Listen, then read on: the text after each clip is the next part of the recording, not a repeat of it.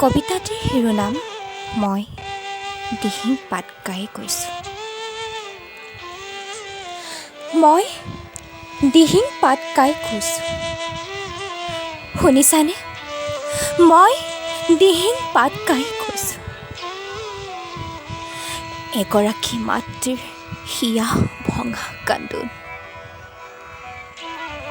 শুনিছানে? দেখিছানে?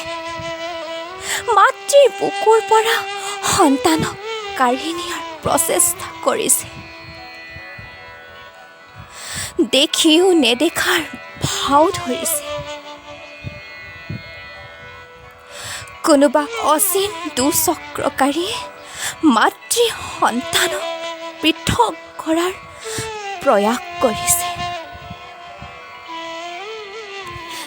নিৰুপায় সন্তানে সহায়ৰ ভিক্ষা বিচাৰি কাতৰেৰে অনুৰোধ কৰিছে। আমাক বচোৱা, আমাক বচোৱা।